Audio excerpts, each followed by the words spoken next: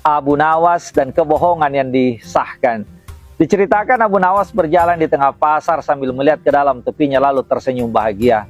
Orang-orang pun heran dan bertanya, "Abu Nawas, apa yang kau lihat dalam topimu membuatmu tersenyum bahagia?" Abu Nawas menjawab, "Aku sedang melihat surga dan dihiasi barisan bidadari." "Bisakah aku lihat?" tanya salah seorang yang penasaran di antara mereka. "Bisa," jawab Abu Nawas. "Tapi saya tidak yakin apa yang aku lihat bisa kalian lihat. Karena hanya orang yang beriman dan orang soleh saja yang bisa melihatnya."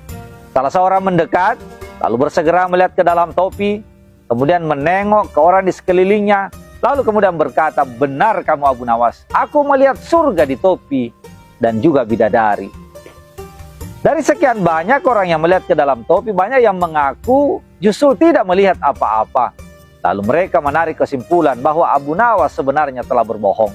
Mereka pun melaporkan Abu Nawas kepada raja dengan tuduhan telah menebarkan kebohongan di tengah masyarakat.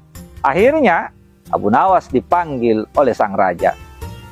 Saat dipanggil, raja bertanya, "Benarkah di dalam topimu bisa melihat surga dan bidadari?"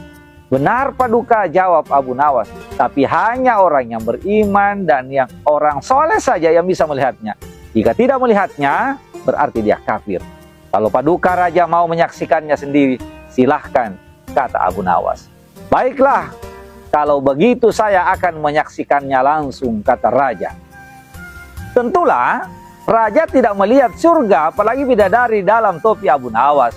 Tapi raja tiba-tiba berpikir kalau ia mengatakan tidak melihat surga dan bidadari, berarti ia termasuk tidak beriman. Akibatnya ini akan bisa merusak reputasi sang raja. Maka raja itu pun berteriak girang, "Engkau benar Abu Nawas, aku menyaksikan surga dan bidadari di dalam topimu." Rakyat yang menyaksikan reaksi rajanya itu lalu diam 1000 bahasa dan tak ada lagi yang berani membantah Abu Nawas. Mereka takut berbeda dengan raja. Raja khawatir dianggap dan dicap kafir atau belum beriman. Akhirnya konspirasi kebohongan itu yang ditebar oleh Abu Nawas mendapat legitimasi dari sang raja. Teman-teman, jika ketakutan sudah menenggelamkan kejujuran, maka kebohongan pun akan merajalela. Ketika keberanian telah lenyap, maka kebohongan akan melenggang kangkung sebagai sesuatu yang benar. Cerita ini dinukil dari opini Dr. Aswar Hasan bersama saya Arum Sping. Assalamualaikum warahmatullahi wabarakatuh.